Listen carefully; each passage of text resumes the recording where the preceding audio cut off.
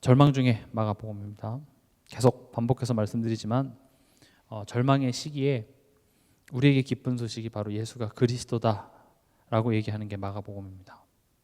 여러분들의 삶 속에, 여러분들의 현실 속에 그 어떤 소망도 없는 것 같다 보이기도 하고요. 때로는 여러 가지 문제 때문에 힘든 그 상황 속에 마가복음이 얘기합니다. 예수님이 그리스도다. 이게 기쁜 소식이라고 얘기합니다. 여러분들에게 예수가 그리스도라는 사실이 기쁜 소식으로 회복되어지는 그런 시간 되길 바랍니다. 예수님은 지금 계속 공생의 시작부터 내가 그리스도다 이 얘기를 하고 계십니다. 우리가 지금 마가복음 2장에 왔는데 1장에도 보면은요, 예수님이 귀신을 쫓고 병을 고치셨죠. 우리 1장으로 한번 잠깐 가보면요, 25절에 보면 예수께서 꾸짖어 이르시되 잠잠하고 그 사람에게서 나오라 하시니 더러운 귀신이 그 사람에게 경련을 일으키고 큰 소리를 지르며 나오는지라 다 놀라 서로 물어 이르되 이는 어찌미냐 권위 있는 새 교훈이로다 더러운 귀신들에게 명한즉 순종하는도다 하더라. 예수의 소문이 곧 온 갈릴리 사방에 퍼지니라. 지금 1장에는 어떤 일이 벌어지냐면 귀신들이 예수님을 알아봅니다. 예수님을 알아요. 거룩한 하나님의 거룩한 자구나. 그리고 예수님이 귀신들과 뭔가 싸우거나 어떤 의식을 치러서 귀신을 쫓아내는 게 아니라 그냥 귀신을 꾸짖고 명령할 때 귀신이 순종합니다. 그러니까 이제 사람들이 그걸 보면서 저분은 누구시길래 귀신한테 명하니까 귀신이 순종하나. 귀신이 어떻게 저렇게 알아볼 수 있지? 지금 예수님은요, 귀신 내쫓기 위해 온 게 아닙니다. 병 고치기 위해 온 것이 아니라 나는 마귀를 멸하러 온 그리스도야. 지금 이걸 얘기하고 싶은 거예요. 그래서 예수님께서는 귀신을 명했습니다. 귀신과 싸운 게 아닙니다. 나가. 귀신이 그 예수님의 말을 듣고 나가요. 그럼 그 예수님은 누구임에 틀림없어요? 그리스도임에 틀림없는 거예요. 하나님이시구나. 예수님이 지금 계속 그걸 설명합니다. 이제 내가 왔어. 내가 기쁜 소식이야. 내가 복음이야. 그걸 얘기하는 것이죠. 오늘은요, 2장 보면 오늘 말씀의 제목이 죄를 사하는 권세를 가지신 예수님입니다. 오늘 지금 2장 1절에서 12절 내용의 가장 핵심되는 내용이 10절입니다. 그러나 인자가 땅에서 죄를 사하는 권세가 있는 줄을 너희로 알게 하려 하노라. 이게 포인트예요. 지금 오늘 이 내용은 굉장히 유명한 예화죠. 중풍병 걸린 자를 네 사람이 지붕 위에서 내려서 예수님이 그걸 고치시는 이제 그런 장면인데, 결국 이 내용에서 예수님이 지금 우리에게 전달하고자 하는 메시지는 내가 죄를 사하는 권세가 있어. 더 쉽게 말하면 나는 죄 문제를 해결하러 온 그리스도야. 이게 기쁜 소식이라고 마가는 얘기합니다. 기쁘십니까? 지금 이 마가복음을 처음 읽는 사람들의 현실은 어때요? 죽게 생겼는데요. 지금 로마로부터 받는, 예수 믿는다고 해서 받는 핍박이 너무 심한데 지금 마가는 뭐라고 얘기하고 있습니까? 예수님이 죄를 사하러 오셨어. 기쁘지 않니? 이렇게 얘기를 하고 있습니다. 정말 우리가 죄를 안다면, 죄의 심각성을 안다면, 알면 알수록 이것은 너무 기쁜 소식이 되는 것입니다. 근데요, 이 사실은요, 우리가 죄가 그렇게 심각한가 막 이렇게 생각해서 알 수 있는 게 아니라 성령이 아니고서는 깨달을 수가 없습니다. 이번 주 강단 말씀의 본문이었죠. 하나님이 우리에게 은혜로 주신 것들은요, 성령이 아니고서는 깨달을 수가 없습니다. 예수님이 우리의 죄 문제를 해결하러 오신 그리스도다, 이 말이요, 성령이 깨닫게 하지 않으면 이것만큼 식상한 이야기가 없어요. 그래, 죄 문제 깨닫게 하셔서 이제 난 죽어도 지옥엔 안 가지, 이제 그런 느낌이죠. 그래, 내가 잘못해도 하나님이 나를 버리시진 않겠지. 우리는 그렇게밖에 해석을 못하는 거죠. 그래서 오늘 이 부분에 대하여서 지금 예수님이 우리에게 지금 질문하시는 거예요, 사실은. 우리 오늘 본문으로 이제 들어가 보면요, 오늘 중풍병자가 나옵니다. 중풍병 하면 많이 들어봤지만 그게 어떤 병인지 제가 한번 찾아봤어요. 중풍병은요, 뇌 혈관이 막히거나 또 터져가지고 이제 신체 일부가 이제 마비되는 증상이에요. 지금으로 따지면은 뇌졸중이라든지 아니면 뇌경색, 뇌출혈 이제 이런 거가 됩니다. 사실 지금도 이렇게 뇌경색이 온다든지 뇌출혈이 오면 되게 응급하죠. 빨리 발견하고 응급실에 가서 치료해도 한번 그게 오면은 이게 회복되는 게 쉽지가 않습니다. 그럼 이때 당시에는 응급실이 있었을까요? 없죠. 그래서 한 번 오면 그냥 이제 못 움직입니다. 말도 어눌하게 하게 되고요. 지금 이 환자를 예수님 앞에 데리고 옵니다. 지금 예수 앞에. 우리가 이 장면에서 기억해야 될 것이 우리 인생은 예수 앞에 서야 됩니다. 예수 앞에 서십시오. 기뻐서 예수 앞에 쓰시고요. 슬퍼서 예수 앞에 쓰시고요. 답답해서 예수 앞에 쓰고요. 어떤 이유에서든지 간에 모든 인생은 예수 앞에 서야 합니다. 지금 이 환자를 누가 데리고 오죠? 사람들이 또 이 네 사람에게 매여서 지금 데리고 옵니다. 사실 예수 앞에 서게 하는 것이 사역자 또는 부모 또 우리의 교회 성도의 역할입니다.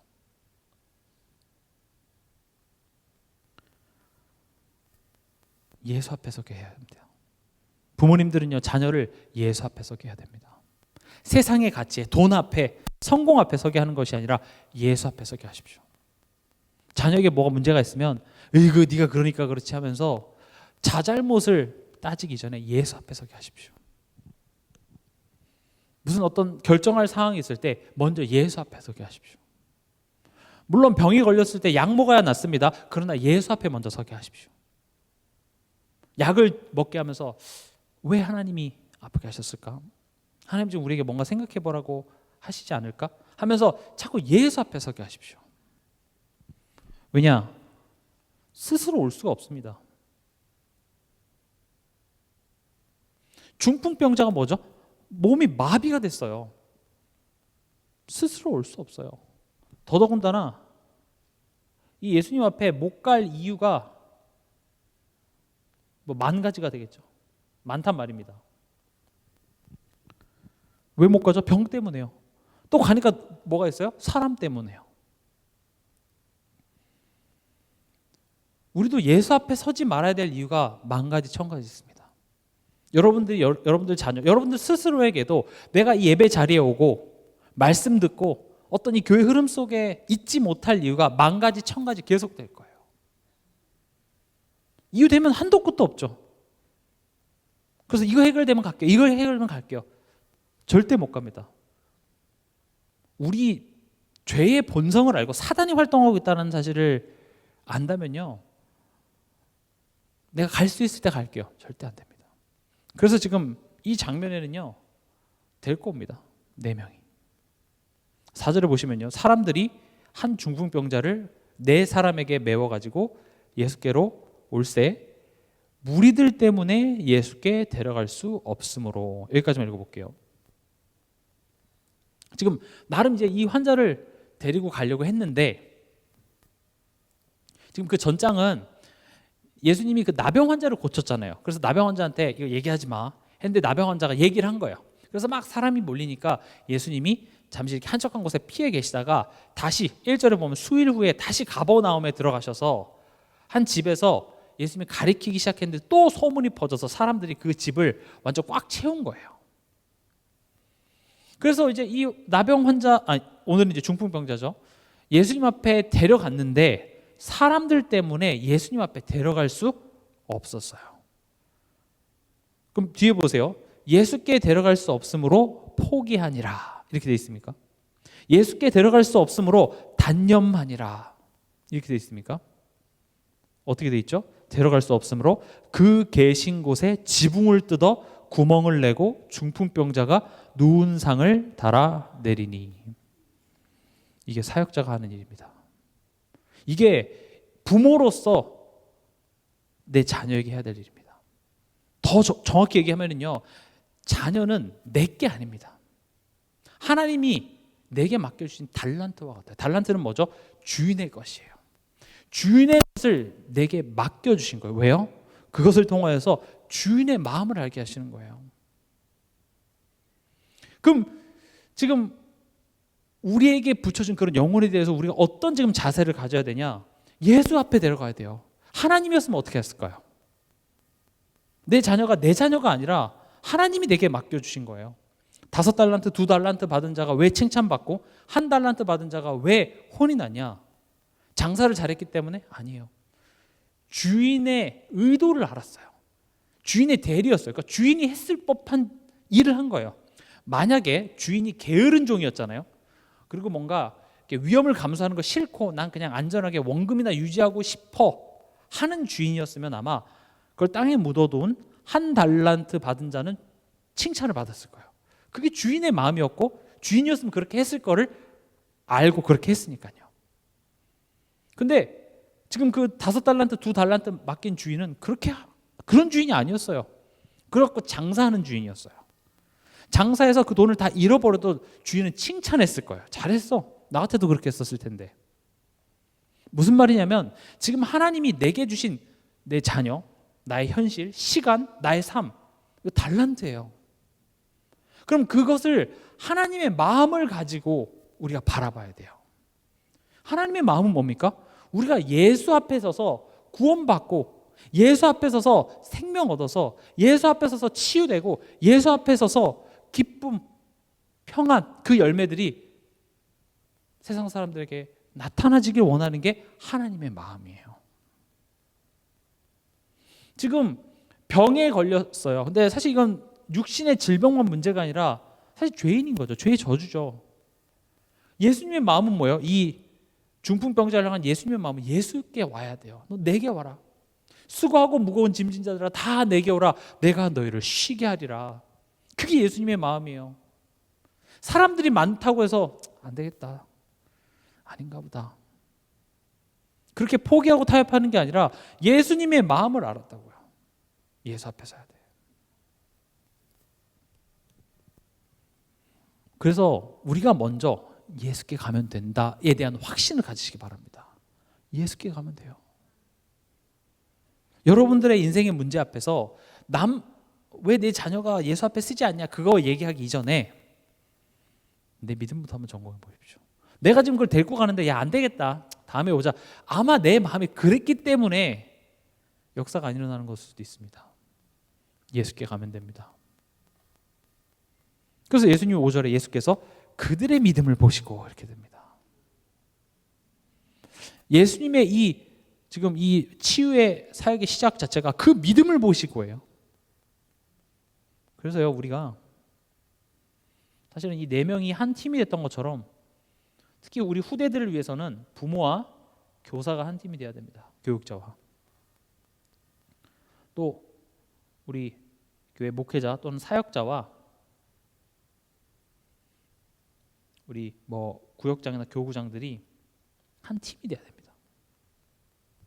마치 지금 들것 4사람이 한 팀이 돼서 이 지금 중풍병자 걸린 사람을 데리고 오는 거예요. 이 중풍병자 걸린 사람은 그래서 되냐 여러 가지 안 되는 일을 수만 수천 가지를 될 수 있어요. 그러나 지금 데리고 가는 사람이 예수 앞에 가면 돼. 이 확신이 있었기 때문에 사람이 많았기 때문에 무리들 때문에 예수께 데려갈 수 없으므로 집에 갔더라가 아니라 지붕을 뜯어서 상식에 벗어난 행동인 것처럼 보이죠. 그러나 예수한테 가면 낫는 데잖아. 그 믿음을 보시고 역사하셨습니다. 지금 상식에 벗어난 행동 하라는 말이 아니라 그 믿음을 보시고 해요. 그래서 우리가 오늘 금요일 저녁에 항상 기도하는 내용이 있죠. 우리 교회의 연약한 성도들, 또 우리 사랑하는 가족들, 또 교인들 중에서는 여러 가지 질병 때문에 힘들어하는 사람들도 있고요. 또 사람 때문에 여러 가지 일 때문에 낙심하고 시험 든 성도들이 있습니다. 그 사람들에게 있어서 어떤 문제가 해결되어져서 되는 게 아니라 예수께 가면 돼요. 그 믿음을 가지고 그 사람을 위해서 기도하는 거예요. 오늘 밤 그 사람은 내가 그 사람을 위해서 기도해 주는지 알 필요 없어요. 그러나 예수께 가면 된다라는 그 믿음을 보시고 예수님은 치유의 역사를 시작하셨다는 것입니다. 그래서 여러분들의 자녀, 여러분들의 사랑하는 가족들을 여러분들이 떠올리시면서 예수께 가면 돼. 그래 넌 지금 몰라. 병에 걸리고 아프면 그런 생각 못 한다니까요. 그래서 건강한 내가 하나님의 마음을 가지고 예수께 가면 돼. 그래서 기도하는 거예요. 오늘 밤 나의 그 기도가 마치 그 사람은 지금 여러 가지 문제 때문에 말씀을 들을 수 없으므로 내가 그를 위해서 기도해 주는 거예요. 그의 마음과 생각을 혼미케 하는 흑암을 예수 그리스도의 이름으로 결박시켜 주는 거예요. 지금 시간 성령이 역사하여 주사 이 말씀이 깨달아지게 해달라고 기도하는 겁니다. 그게 마치 우리가 지붕에 올라가서 지붕을 뜯어서 거기를 예수께 지금 달아내리는 그 행위와 똑같은 것이죠. 그럼 그 행동이 나오기 위해서는 뭐가 있어야 돼요? 예수께 가면 된다라는 믿음이 없이면 그건 행동이 안 돼요. 어차피 기도해도 안 될 텐데 뭐 집에 가면 또 똑같고 뭐 저러다 말겠지. 우리 마음에 벌써 안 믿는 생각이 있다고요. 정말 기도하면 하나님이 들으신다는 사실을 알면 우린 기도 안 하겠습니까? 기도 안 해요? 기도하면 하나님 다 들으세요. 정말 믿는다면 우리는 기도를 쉬지 않을걸요. 근데 우리가 기도를 잘 안 되는 이유가 사실은 하나님이 지금 내 현실에 내 삶에 대해서 하실 수 있는 게 없어라고 나는 이미 믿고 있는 거예요. 기도는 언제 하죠? 하나님이 듣는다고 믿을 때 하는 거잖아요. 그걸 믿지 않고 그냥 하는 기도는 그건 중언부언하는 기도예요. 아무리 화려한 말을 한다 할지라도 중요한 건 하나님이 나의 아버지시고 하나님이 그 기도를 들으신다는 것입니다. 오늘 밤에 여러분들 마음속에 예수께 가면 된다. 아주 심플합니다. 예수가 답입니다. 내 인생의 해답은 예수입니다. 누가 뭐라 그래도요, 예수가 답입니다. 물론 깊은 내용들이 있겠지만 그냥 단순하게 예수가 답이야. 내 인생은 예수께 가면 돼. 내 자녀를 보면서 예수께 가면 돼. 내 남편, 내 배우자를 보면서 예수께 가면 돼. 직장 동료를 보면서 예수께 가면 돼. 교회 안에서 낙심한 자, 시험 든 자, 예수께 가면 됩니다.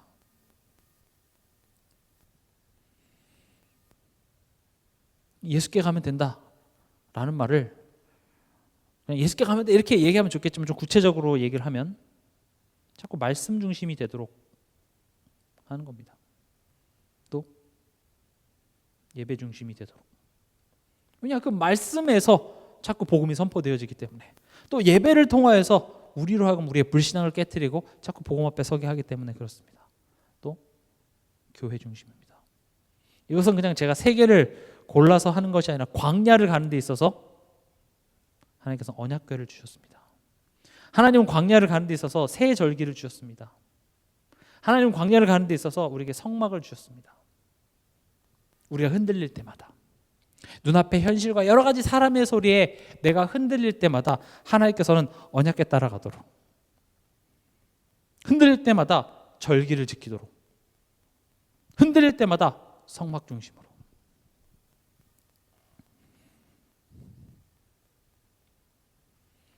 두 번째입니다. 그렇게 네 사람이 중풍병자를 지붕을 뜯어 구멍을 내고, 예수님이 지금 한번 상상을 해보십시오. 이렇게 집에 거실쯤에 계셨겠죠. 주방에 계셨을 수도 있고, 근데 아마 거실에 있었을 것 같아요. 거실 중앙에서 이렇게 얘기하는데 사람들이 다 지금 이제 막 창문 밖에서도 예수님을 보고 있고, 딱 예수님이 가운데 있고 모든 사람이 예수님을 딱 주목하고 있습니다. 근데 갑자기 예수님 머리 위로 들것 하나가 샥 내려와요. 마술 같죠. 무슨 쇼 같아요. 거기에 병자가 딱 내려옵니다. 그럼 예수님은 아시겠죠? 이미 예수님이 아셨습니다. 왜 내렸을까요? 병 고쳐달라고 당연히 했겠죠. 근데 지금 이 상황 앞에서 예수님의 반응을 한번 볼까요?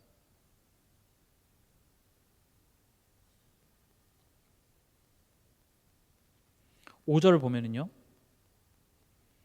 예수께서 그들의 믿음을 보시고 중풍병자에게 이르시되 작은 자야 네 죄사함을 받았느니라 하시니. 갑자기요, 죄 용서를 하십니다. 죄사함이라는 것은 죄를 용서죠.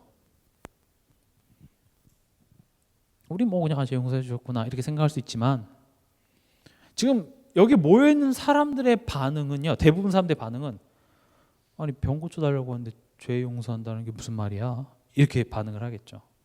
또 그 내린 사람도 아니 기껏 예수님이 병 고쳐주고 그 소문을 듣고 지금 예수님이 고칠 수 있을 거라고 왔는데 병은 안 고쳐주고 무슨 죄 타령이야, 이렇게 얘기할 수 있겠죠. 지금 이 상황은요, 예수님이요 단순히 이 한 사람을 치유하는 것만 목적이 있는 것이 아니라 지금 이 한 사건을 통하여서 여기에 모인 사람들, 또 이것을 오늘 2024년에 읽는 우리에게 지금 강력한 질문을 하고 계십니다. 제가 성령이 하는 일에 대해서 말씀드렸었죠. 성령은 우리를 생각나게 합니다. 다시 말하면 우리가 해야 될 일은 뭐예요? 생각해요. 그래서 예수님 질문을 던집니다. 사람들이 날 누구라 하지? 지금 오늘도 이 상황을 통해서 예수님 우리에게 질문을 던지실 겁니다. 그 질문을 통해서 생각해 보라는 겁니다. 그럼 이 죄 용서받았다라고 하는 이 예수님의 말씀 앞에 두 가지 반응이 나타납니다. 하나는 뭡니까? 왜 병 안 고쳐줌? 이거겠죠. 아니 왜 병 안 고쳐줘? 나병은 조금 난이도가 쉽고 중풍은 좀 어려운가? 예수님이 이거는 좀 안 되시는가? 뭐지? 이렇게 생각할 수도 있겠죠. 또 지금 오늘 6절 7절에 보면 서기관들이 나오는데 이 서기관들은 어떤 반응을 보였습니까? 야 신성모독이다 이렇게 했죠.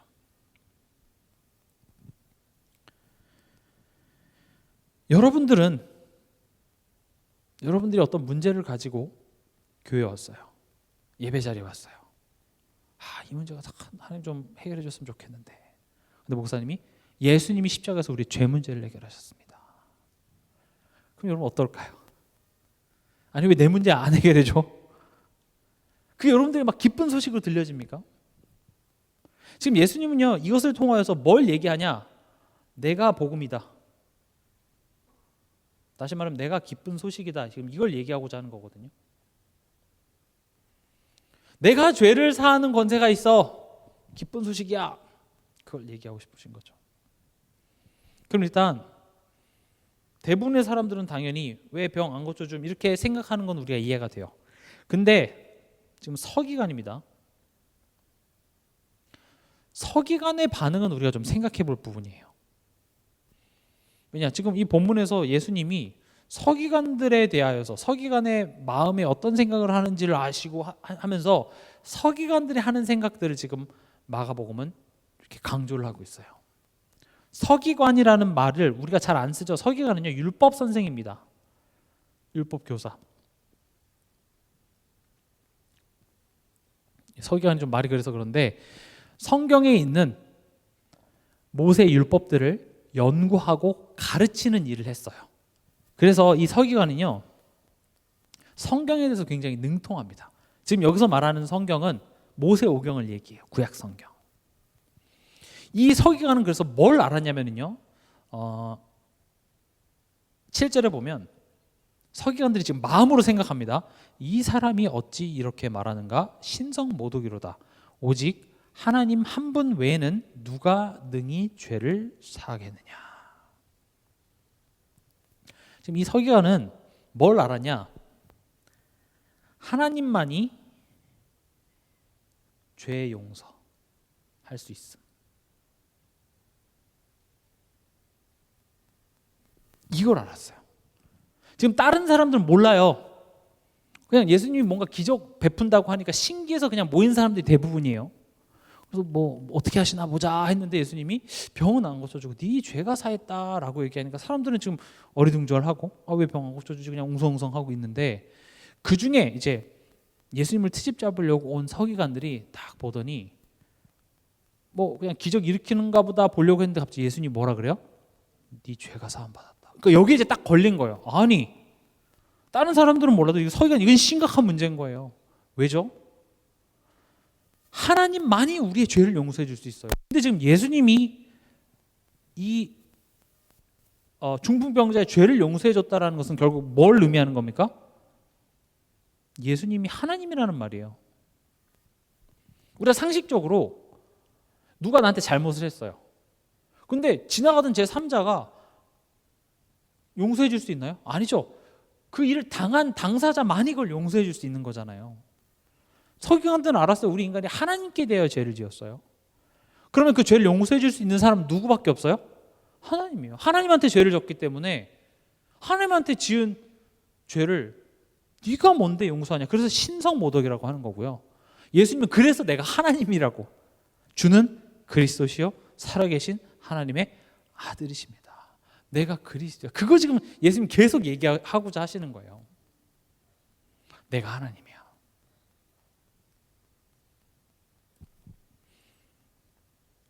그리고 보면은요, 8절에 이제 서기관들이 신성모독이네, 어떻게 하나님 왜 다른 사람이 죄를 사할 수 있어, 이렇게 생각하는 것을 8절에 보면 그들이 속으로 이렇게 생각하는 줄을 예수께서 곧 중심에 아시고 이르시되 어찌하여 이것을 마음에 생각하느냐. 예수님은 여러분들이 무슨 생각하는 줄 아십니다. 여러분들이 못 믿어서 불신앙하고 원망하고 걱정하고 예수님 알고 계십니다. 그래서 성령은요, 말할 수 없는 탄식으로 우리를 위해서 기도하십니다. 왜 그럴까? 넌 그런 자리에 있을 사람이 아닌데, 내가 십자가에서 마귀를 면했는데 왜 마귀의 종인 것처럼, 아직 내가 그 문제를 다 이루지 않은 것처럼 그런 생각하고 있니? 하나님 여러분들의 마음을 아십니다. 그리고 예수님이 그들에게 질문을 하십니다. 질문하신다는 것은 생각해 보라는 겁니다. 여러분들이 그래서 말씀을 묵상한다, 생각한다, 이게 중요한 겁니다. 그래서 제가 말씀드렸죠. 내가 하루 사는 동안 하나님의 말씀을 가지고 내 현실에 대하여서 생각하는 시간이 없는 것, 그걸 보고 방탕하다 이렇게 얘기합니다. 방탕한 삶은요, 술 먹고 유흥 즐기고 과소비하고 이런 것을 우리는 자꾸 방탕이라고 떠올려요. 물론 그것도 방탕으로 갈 수 있죠. 그러나 성경이 말하는 방탕은요, 생각하지 않는 겁니다. 내가 하루 근면성실하게 열심히 남한테 피해 안 주고 열심히 돈 벌고 열심히 살았지만 그 바쁜 것 때문에 내가 하나님의 말씀에 대해서 생각할 시간이 없잖아요. 그럼 굉장히 방탕한 삶을 우리는 살고 있어요. 우리 거기서 되게 착각할 수 있죠. 나는 일찍 자고 일찍 일어나고 일도 열심히 하고 내가 직장에서 인정받고, 그러니까 나는 되게 성실하게 살고 있다고 생각해요. 맞아요, 성실하게 살고 있어요. 그러나 하나님의 관점에서 지금 너가 생각하지 않아? 말씀을 묵상하지 않아? 굉장히 방탕한 삶입니다. 그래서 자꾸 점검하라는 거예요. 내가 하루 삶 속에 내가 정말 하나님이 지금 오늘 이 상황 자체를 하나님은 우리로 하여금 생각하게 하시기 위해서 병을 쉽게 고쳐줄 수도 있는데, 지금 이 병을 고치는 걸 잠깐 딜레이를 시켜서 우리로 하여금 생각하게 하시는 거예요. 이따 뒤에서도 말씀드리겠습니다. 여러분들이 지금 어떤 문제와 사건이 있는데 하나님은 그걸 지금 당장 한 번에 해결하실 수 있습니다. 근데 그거를 바로 해결해 주지 않고 우리로 하여금 생각해 보게 하십니다.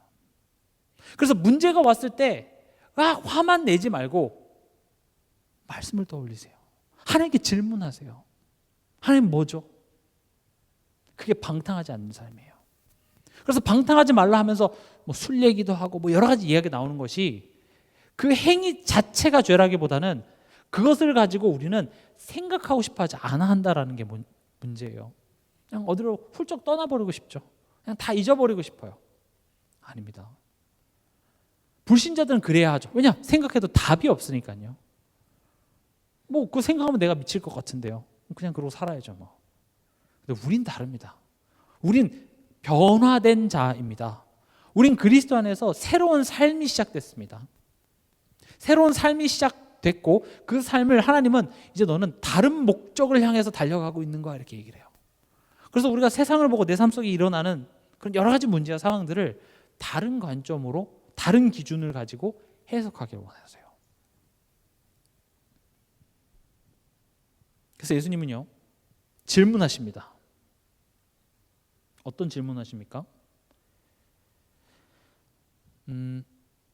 9절입니다. 중풍병자에게 네 죄사함을 받았느니라 하는 말과 일어나 네 상을 가지고 걸어가라 하는 말 중에서 어느 것이 쉽겠느냐. 다시 말하면 이 죄사함 또는 병 고침, 둘 중에 뭐가 쉽지? 질문하는 거예요. 여러분, 뭐가 쉽습니까? 병을 고치는 게 쉬울 것 같습니까? 죄를 사해 주는 게 쉬울 것 같습니까?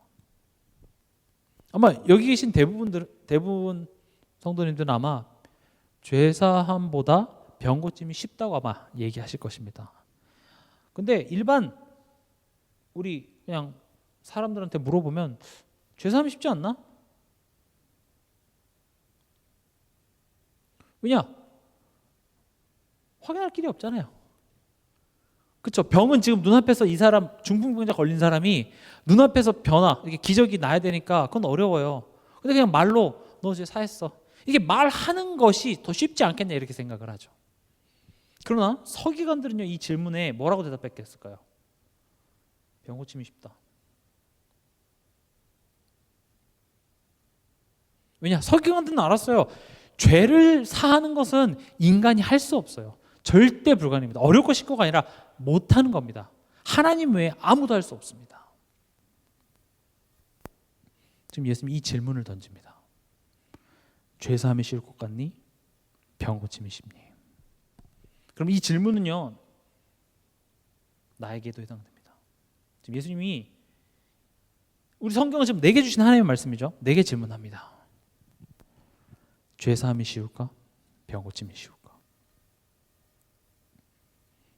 적용하자면 십자가에서 나의 죄 문제 해결하신 그리스도, 아니면 지금 내 현실의 문제 해결하신 그리스도, 여러분들은 둘 중에 어떤 걸 더 선호하십니까? 어떤 걸 더 선호하시죠? 물론 우리의 근본 문제를 해결하신 그 그리스도가 최고입니다 얘기하지만 우리의 현실은 어떻습니까? 그 하나님으로 기뻐할 수 없습니다. 왜 불평하죠? 왜 낙심하죠? 그게 광야를 가는 이스라엘 백성들한테 똑같이 보여진 증상들입니다. 지금 막 홍해 건너온 그 사람 자꾸 인터뷰를 하는 거예요. 예를 들어서 하나님은 어떤 분이십니까? 아, 전능하신 하나님이라면서. 당신은 누구의 백성입니까? 아, 나는 그 하나님의 백성이고 하나님을 찬양하고. 지금 막 홍해를 건넜잖아요. 그리고 하나님은 우리를 약속의 땅 가나안 땅으로 반드시 보내주실 것을 확신합니다. 내가 그 하나님을 위해서 죽겠노라고 고백을 하죠. 딱 3일 지났습니다. 물이 없네요. 그러니까 어떤 반응을 보여요? 돌아가자. 왜 우리를 여기서 죽게 하려고, 하나님 왜 여기서 왜 출애굽시켰냐? 하나님을 원망하는 그런 모습들이 보이죠. 그게 우리의 현 주소예요. 지금 그것을 잘못했기 때문에 벌 준다 이런 개념이 아니라 그것을 치유해내는 과정이 광야입니다. 그것을 보고 하나님의 자녀다워지는 여정 이렇게 얘기를 합니다. 내가 변한 자이기 때문에, 나는 새로운 피조물이기 때문에, 내 인생은 이제 새로운 가치관과 새로운 의미를 부여받은 난데 내가 그것을 전혀 깨닫지 못하고 현실 앞에서 머리로는 알아요. 당신이 그리스도입니다. 그러나 지금 병 안 고쳐주면 나는 하나님을 믿을 수가 없어요. 그래서 사실 우리는 머리로는 이거지만 우린 이걸 바랍니다. 죄사함 그건 알겠어요. 땡큐 알겠어요. 목사님 그런 말 말고 예수 믿으면 병 난다 이런 얘기 해주세요. 예수 믿으면 내 아들 잘 된다는 얘기 해주세요. 예수 믿으면 모든 게 다 잘 될 거라 이런 긍정적인 메시지, 힘나는 메시지, 비전적인 메시지 해주세요. 그 죄 뭐 자꾸 옛날 그거 구질구질한 거 뭐 다 끝냈다고 하는데 왜 자꾸 그 얘기하세요? 기독교인들이요 그런 메시지 듣기 싫어해요. 이게 요즘 교회만 그런 게 아니라 초대교회 때도 그랬어요. 그래서 바울이 얘기했잖아요. 이 십자가의 메시지는요 세상에 봤을 때 듣기 싫어하는 메시지예요. 꺼려하는 메시지예요. 왜냐 십자가는 저주잖아요. 죽음이잖아요. 근데 그것은요 우리를 구원하시는 하나님의 능력이 그 지혜고 그게 사랑이고 그게 바로 복음이에요. 근데 사단은 어떻게든 그걸 약화시킵니다. 지금 현대 교회도 마찬가지죠. 이런 십자가, 죽음 뭐 이런 이야기를 하잖아요. 아, 다 끝냈는데 왜 자꾸 그런 얘기해? 세계복음화 해야지. 언제까지 예수님이 십자가에 죽은 이 얘기를 계속하고 있어. 죄 다 끝났는데 뭔 죄야? 맞는 말이에요. 근데 진짜 중요한 것은 이 죄의 심각성을 알고 그 죄를 사하는 권세를 가진 예수가 그리스도라는 사실이 내가 깊이 알면 알수록 내 삶이 변합니다. 그게 진정한 치유인 것입니다. 그래서 오늘 말씀의 제목 자체가 죄를 사하는 권세 가지신 예수님 이거예요. 예수님이 지금 내가 왜 이런 질문을 하냐면 지금 어디에 나와 있죠? 10절에 질문을 하시고 자, 네 답해봐라. 지금 답을 물으신 게 아니라 질문하시고 바로 내가 왜 이런 질문했냐면 이렇게 얘기하시는 거죠. 그 말은 생각해 보라는 소리겠죠. 그러면서 10절에 뭐라고 얘기합니까? 그러나 인자가 땅에서 죄를 사하는 권세가 있는 줄을 너희로 알게 하려 하노라 하시고. 이게 예수님의 목적이에요. 내가 죄 문제 해결하러 왔다고, 죄가 문제라고, 그래서 그 죄 문제 해결할 건 나밖에 없다고, 이거를 얘기하기 위해서 나는 너한테 질문했다는 겁니다. 죄가 문제입니다. 죄가. 이번 한 주간 뭐가 문제였습니까? 사람이 문제였습니까? 상황이 문제였습니까? 남편이 문제였습니까? 자녀가 문제였습니까? 돈이 문제였습니까? 죄가 문제라고 얘기를 합니다. 그걸 깨닫게 하시기 위해서 하나님은 지금 생각하도록 질문을 하신 거예요. 그걸 깨닫게 하시기 위해서 병은 빨리 안 고쳐주고, 지금 내 현실의 문제는 빨리 안 해결해주고, 이걸 깨닫게 하시기 위해서 하나님께서 우리가 생각하게 하시는 거예요. 뭐가 문제인 줄 알아야 된다. 그럼 우리는 당연히 죄에 대해서 생각해 봐야겠죠. 죄가 뭡니까? 죄에 대해서 우리는 자꾸 정의를 해야 돼요. 죄가 뭐지? 오늘 또 이렇게 한번 써보고 싶습니다. 하나님과 상관없이 살아가는 것.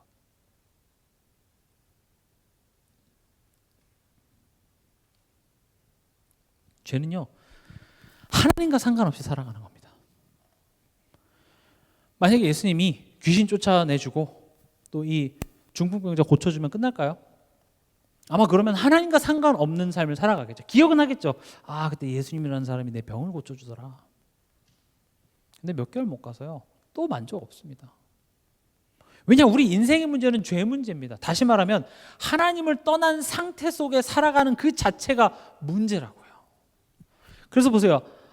하나님 떠난 그 상태, 또는 우리 신자에게 있어서는 없는 것처럼 살아가는 상태를 얘기하겠죠. 이게요, 불행이라고 얘기합니다. 근데 이 불행이라는 거 우리가 잘못 해석하면 안 됩니다. 하나님 없어서 맨날 슬프고 막 되는 일마다 안 되고 그런 차원이 아니라, 이건 우리 감정적인 내용이 아니라 이게 지금 잘못됐다고 얘기하는 겁니다. 다시 말하면요, 물고기가 물 밖에 있는데, 물고기가 난 물 밖에 있어도 괜찮은데, 그건 중요치 않아요. 나 뭐 별로 부족함 못 느끼겠는데, 밖에 나오니까 오히려 시원한데, 그게 중요한 게 아니라 물고기는 물 밖에 나오면 안 돼요. 이해가십니까? 그래서 예전에 그런 이렇게 얘기를 많이 들었어요. 아니, 믿지 않는 내 친구가 있는데, 그 친구는요, 남편도 돈 많이 벌고요, 걔 자녀도 좋은 대학 갔고, 근데 우리 집보다 너무 잘 살고 그래서 예수 믿으라고 말은 못 하겠어요. 걔가 더 행복해 보여요. 더 좋은 백 들고 있고, 더 좋은 차 살고, 우리 집보다 훨씬 더 큰 평수에 살고, 그래서 예수 믿으라는 소리를 못 하겠어요. 그럴 수 있습니다. 근데 애초에 잘 살고 못 살고가 아니라, 성경은 그 하나님 없는 상태가 지금 잘못됐다고 얘기를 하고 있어요. 오히려 하나님 없는 상태 속에서 거기서 만족을 느끼잖아요. 그게 최악의 저주예요. 오히려 뭔가 내가 다 가졌는데, 남부럽지 않은 스펙과 뭐 모든 걸 다 가졌음에도 불구하고 뭔가 모를 불안함과 걱정과 그런 시달림, 그게 차라리 내가 복음을 듣게 될 확률이 더 높다고요. 물론 확률로 우리가 복음을 듣는 건 아니지만, 제가 가는 현장 중에서 그런 현장들이 있습니다. 정말 남부럽지 않은 배경과, 결혼도 뭐 엘리트끼리 잘하고 했는데 정신과 다녀요. 우리가 평생 모아도 모으지 못할 그 돈보다 더 많은 돈을 가지고 의리의리한 집에 살면서 정신과 다닌다니까요. 우린 TV 보면서 나도 저런 집에 한번 살아봤으면 좋겠다, 뭐 이런 꿈꾸죠. 나도 저런 차 한번 타봤으면 좋겠다. 하나님 없이 없는데 만족한다? 심각한 겁니다. 죄는요, 기쁘고 슬프고 뭐 만족이 있고 없고가 아니라 잘못된 상태입니다. 아닌 거예요, 그건. 그래서 우리는 하나님 안에, 하나님과 함께, 지금 하나님 우리가 함께 하시는데, 우리는 하나님 없는 것 같이 또 살아간다고요. 그러니까 물 속에 있으면서 숨을 참고 있는 거랑 똑같아요. 물고기가 계속. 왜 그러십니까? 꼴딱꼴딱 숨 쉬면서 물 안에 있잖아요. 그래서 십자가입니다. 죄는 하나님 없는 상태입니다. 제가 이번 주 수요일에도 말씀드렸죠. 마귀가 하는 일이 뭐라고요? 마귀의 본성이 뭡니까? 마귀는요, 애초에 천사였는데 하나님과 겨루고 내가 하나님처럼 될 수 있다는 그 생각 때문에 타락한 천사가 바로 사단입니다. 그래서 사단의 본성 자체가 하나님 자리에 내가 있는 것이 사단의 본성입니다. 그래서 사단이 하는 일은 뭐냐? 끊임없이 우리 삶 속에 하나님이 있어야 될 자리에 내가 자꾸 서게 해요. 근데 우리한테 찾아와서 야, 네가 하나님이야 이렇게 하면 우리는 그 말을 믿지 않죠. 그래서 사단이 뭐라고 자꾸 얘기를 하냐? 하나님 없는 것처럼 자꾸 만들어요. 하나님을 무능력해. 하나님이 없어야 내가 해야 되잖아요. 하나님 계신 거 알면 하나님 도와주세요가 나오겠죠. 또 하나님을 무능력한 것처럼 만들어요. 하나님이 못 하시니까 그럼 내가 해야 되잖아요. 근데 하나님이 안 계신 곳이 있을까요? 하나님 무능력하실까요? 하나님 어디나 계십니다. 하나님 전능하십니다. 그래서 사단이 하는 말이 거짓말인 거예요. 우리는 끊임없이 그 사단의 속임수에 우리는 넘어갑니다. 그게 우리 인생에 불행을 가져다 주고 있다고 얘기하고 있습니다. 불신자들에게 있어서는 당연히 그 안에 있기 때문에 불행이고, 지금 우리에게 하시는 말씀은 뭐냐? 우리라는 것은 구원받은 하나님 자녀에게 하시는 말씀은 뭐냐? 더 이상 너가 그 자리에 있을 필요 없다고 얘기합니다. 넌 이미 행복 안에 들어와 있어. 인생이 불행한 그 이유, 근본 이유에서 벗어나서 우리가 그 어떤 상황, 최악의 상황 속에서도 감사밖에 할 수 없는 은혜 가운데 너가 있으면서 왜 너가 그것을 모르는 자 같이 행하니? 그래서 예수님이 그것을 해결하기 위해서 오셨다고 얘기합니다. 십자가에서 로마서 8장 2절 죄와 사망의 법에서 우리를 해방하셨습니다. 히브리서 2장 14절에서 15절에 죽음, 즉 예수님의 십자가의 죽음을 통하여 죽음의 권세 잡아자 마귀를 멸하시고, 그리고 한평생 이 죄의 종노릇 하면 살아가는 우리를 해방시키셨습니다. 그래서 우린 뭡니까? 죄와 상관이 없는 자가 됩니다. 우린 죄와 상관이 없습니다. 더 쉽게 말하면 우리가 뭔 짓을 해도 하나님의 사랑에서 우리는 끊어지지 않습니다. 그 말은 뭔 짓을 하라는 소리가 아니죠. 사실 우리는 하고 있습니다. 그러나 하나님 지금 우리 이끌어가는 그 방향이 어딥니까? 너가 죄와 상관이 없는 자임을 알아라. 그래서 기뻐하라. 평안하라. 그럼에도 우리는 왜 자꾸 죄인의 자리에 있죠? 우린 구원받았습니다. 하나님 자녀입니다. 하나님 내 인생을 통치하십니다. 머리로는 알아도 왜 우린 자꾸 죄와 상관없음을 알면도 불구하고 자꾸 죄인의 자리에 있습니까? 여긴 영적 원인이 있습니다. 아까도 말씀드렸다시피 우리를 속이는 사단이 있습니다.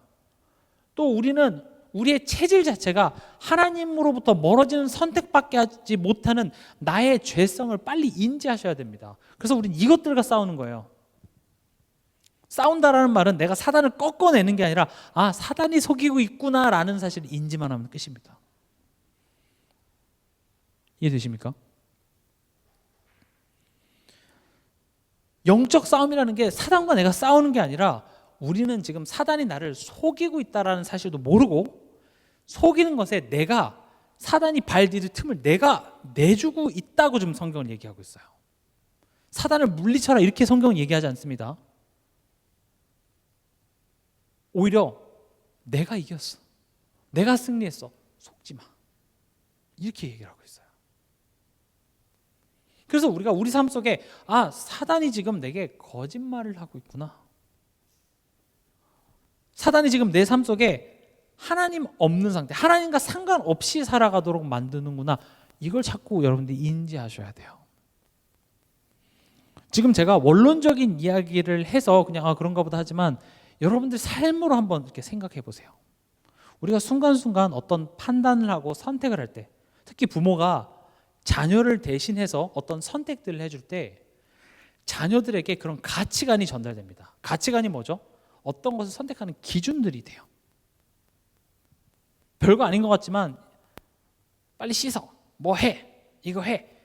그런 부모가 지금 이렇게 명령을 하고 거기에 자녀가 순종을 하면서 그 부모가 가진 기준들이 전달이 돼요.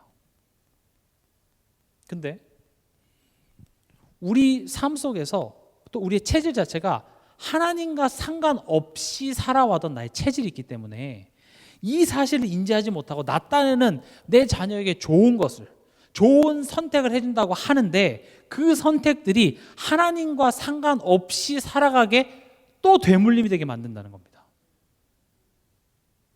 왜냐하면 내가 그렇게 살아왔기 때문에 그래요. 내가 그렇게 살아왔기 때문에요. 내가 염려와 불안 속에 살아왔어요. 왜죠?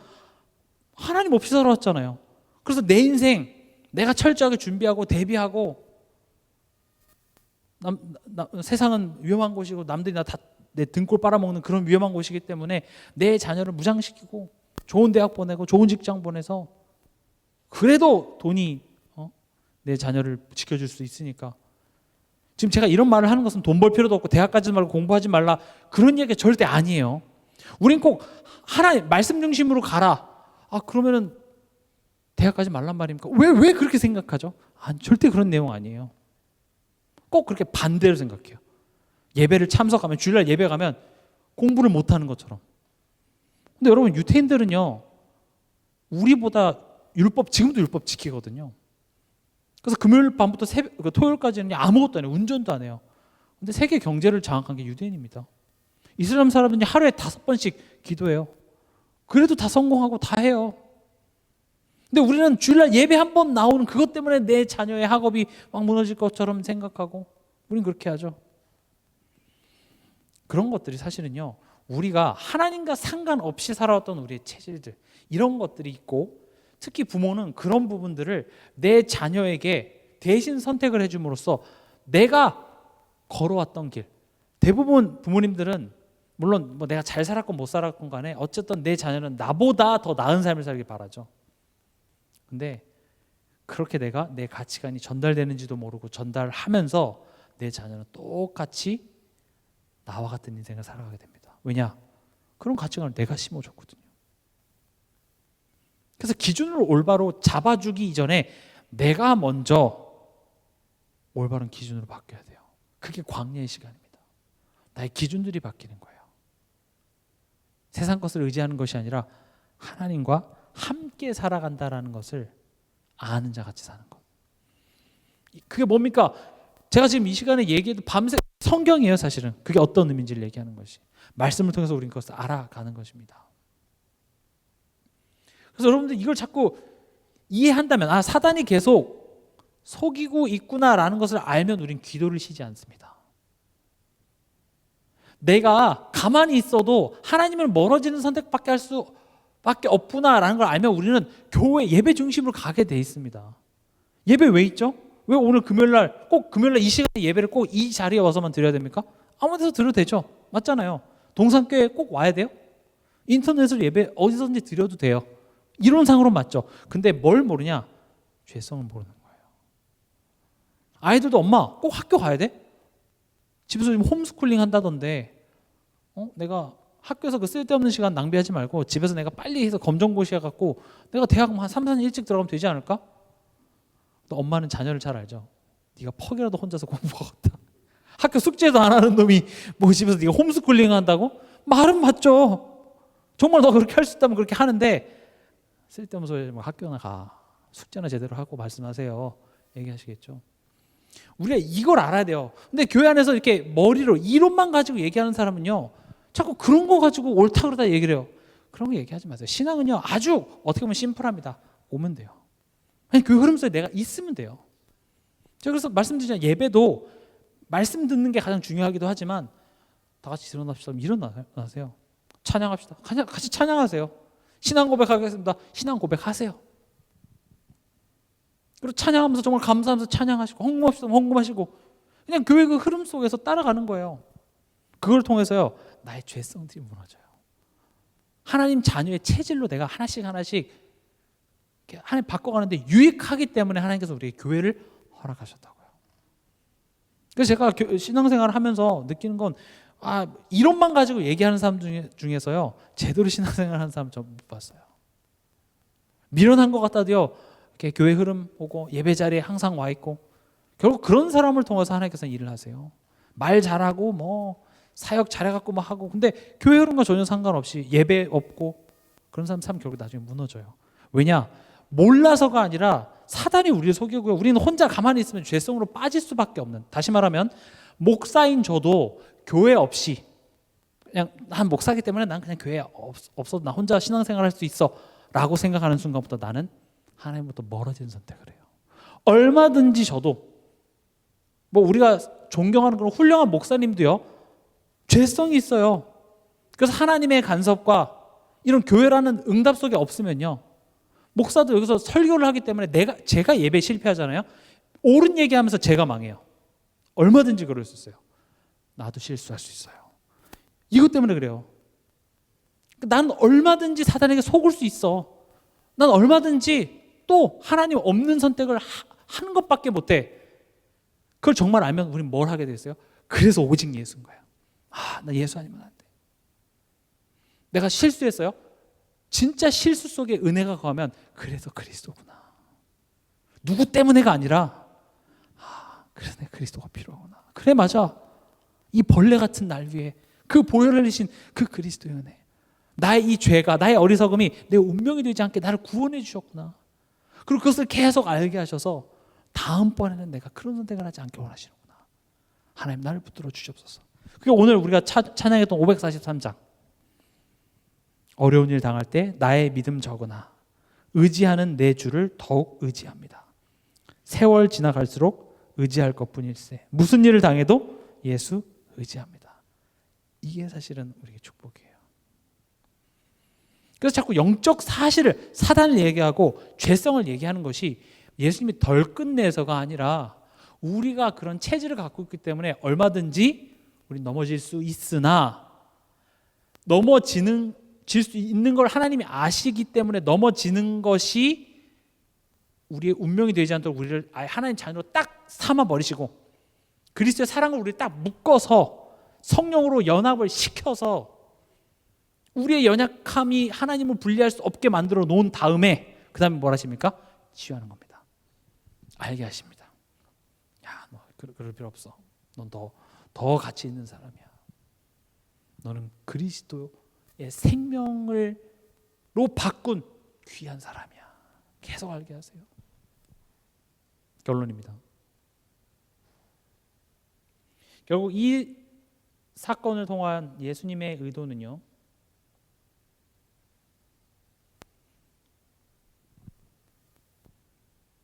10절에 그러나 인자가 땅에서 죄를 사하는 권세가 있는 줄을 너희로 알게 하려 하노라 하시고 중풍병자에게 말씀하시되 내가 내게 이르노니 네 상을 가지고 집으로 가라 하시니.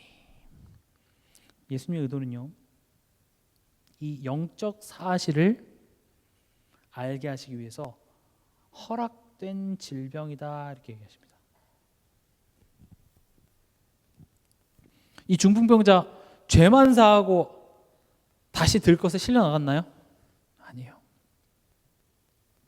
하나님께서는 지금 바로 병을 고쳐주실 수도 있는데 예수님께서는 이 병을 바로 고치기보다는 죄를 사한다 하고 거기에 대한 사람들의 반응을 보시고 서기관이 마음으로 어떤 생각을 하시는 걸 예수님께서는 아시고 거기에 대해 질문하십니다. 너가 왜 이 상황에서 이렇게 반응하지? 생각하게 하세요. 너가 구원받은 자인데 너가 하나님의 자녀인데 너가 왜 이 상황에서 염려하지? 그래서 영적 사실을 알게 하는 거예요. 내가 그 문제 해결하러 왔어. 죄가 문제야 사실은. 그것을 알게 하시기 위해서 하나님께서는 잠시 우리에게 허락하신 질병이다. 그렇게 보셔야 됩니다. 지금 여러분들 어려운 상황이 있습니까? 뭐 골칫거리가 좀 있습니까? 그것만 생각하면 막 화딱지가 나는 그런 문제가 있습니까? 하나님은 내게 생각하게 하십니다. 영적 사실을 알게 하시는 하나님의 허락된 지금 응답의 시간이라는 것이죠. 그리고 이 중풍병자가 다시 들것에 실려 나갔습니까? 아닙니다. 자기가 실려왔던 그 상을 들고 본인이 걸어 나갑니다. 다시 말하면 내가 영적으로 변화된 나의 신분의 가치를 알 때 어떤 일이 벌어집니까? 육신의 변화의 열매가 맺혀지더라는 겁니다. 왜냐, 목적 자체가 뭐냐? 영적인 것을 깨닫게 하시기 위해서 우리에게 허락된 사건이라면 그 사건을 통하여서 내가 구원받은 하나님의 자녀구나, 사망에서 생명으로 옮겼구나, 예수님이 마귀의 일을 멸하셨구나, 나는 더 이상 마귀의 종이 아니구나, 세상 끝날까지 너희와 항상 함께 있으리라고 하신 그 하나님의 주권 속에 내 인생이 있구나라는 사실을 깨달을 때에 비로소 지긋지긋했던 내 삶을 힘들게 붙잡았던 그 육신의 문제들 또한도 하나님께서는 변화시켜 주시더라는 거죠. 하나님은 여러분들 고생시키고 싶지 않으십니다. 제가 이번 주 새벽 기도 때도 말씀드렸죠. 세상 끝날까지 너희와 항상 함께 있으리라. 항상 함께 있대. 언제까지요? 세상 끝날 때까지. 그럼 언제 세상 끝나죠? 우리는 알고 있습니다. 세계복음화, 천국 복음이 온 민족에게 전파될 때 그제야 끝이 오리라. 그럼 빨리 끝내게 하라는 말입니까? 그렇게 이해하는 것보다 저는 쉽게 어떻게 내게 적용하면 좋냐, 세상 끝날까지는 하나님이 이 땅을 향한 하나님의 뜻이 이룰 때까지 있겠다는 말이에요. 그럼 나에게 어떻게 적용할 수 있죠? 나를 향한 하나님의 뜻을 이룰 때까지 나는 너를 포기하지 않을 거다, 이 말입니다. 항상 함께해요. 내가 기도 좀 하고 예배 좀 열심히 드리면 하나님 되게 가까이 있는 것 같고 아니면 멀리 있는 것 같지만 뭐라고 얘기합니까? 항상 함께해요. 내가 너에게 계획한 것을 이룰 때까지. 뭘 계획하십니까? 너희로 내 안에서 평안을 누리게 하려 합니다. 하나님이 나의 하나님이라서 나는 감사합니다라는 그런 참된 고백이 나오는 한 사람이 되도록, 예수 그리스도 안에 지혜와 지식과 보화가 감추어져 있다, 그것으로 나는 만족한다, 그것이 이 세상 그 어떤 것보다 초월하는 그 기쁨이 그리스도 안에 있다라는 사실을 우리가 깨달아 알 때까지 항상 함께 있게 돼요. 그 말은 또 무시무시한 말이기도 합니다. 고통도 허락할 거야. 깨닫게 하기 위해서 나 어려움도 허락할 거야. 돌아가는 한이 있더라도 나 시간 많아. 하나님 시간 많으십니다. 난 끝까지 너를 바꿔낼 거야, 그 말입니다. 그래서 지금 우리 삶 속에 있는 이 눈에 보이는 질병만 바라보지 마시고 그것을 통하여서 하나님이 지금 내게 무엇을 의도하는지를 알아야 된다는 겁니다. 오히려 이 질병 때문에 예수께 나갑니다. 예수께 나가서 내가 원하는 대로 해결되지 않아요. 바로 그 시점이 다르죠. 난 지금 질병이 났으면 좋겠는데 우리로 하여금 생각하게 하시죠. 그리고 영적인 것을 깨닫게 하십니다. 그리고 그것을 깨달았을 때 치유가 되죠. 그리고 그게 끝이 아닙니다. 그것을 누가 봅니까? 12절에 보면 그가 일어나 곧 상을 가지고 모든 사람 앞에서 나가거늘 그들이 다 놀라 하나님께 영광 돌리며 이르되 우리가 이런 일을 도무지 보지 못하였다 하더라. 우리의 삶을 통해서 모든 사람에게 예수가 그리스도 되심이 나타나지는 겁니다. 이게 예수님의 의도였습니다. 그냥 중풍병자 걸린 사람 하나 치유하고 지금 그냥 어떤 퍼포먼스를 보인 것이 아니라 지금 이것을 통하여서 우리로 생각하게. 그래서 우리가 그 신분의 가치를 알아서 우리 삶 속에 이 변화의 열매를 많이 맺어 모든 사람이 나의 삶을 통하여서 예수가 그리스도이시구나, 이것을 알게 하기 위해서 하나님께서는 이 상황을 허락하신 것입니다. 말씀을 맺겠습니다. 죄를 사하는 권세 가지신 예수님이십니다. 여러분들이 오늘 밤 이 말씀을 묵상하시면서 그 예수님으로 말미암아 예수님이 복음이구나, 예수님 감사합니다. 이번 달 키워드가 뭐죠? 감사합니다. 감사합니다. 허물가저로 죽었던 나를 살리신 예수 그리스도 감사합니다. 그 감사가 회복되어지는 그런 밤이 되시길 주의 이름으로 축원합니다.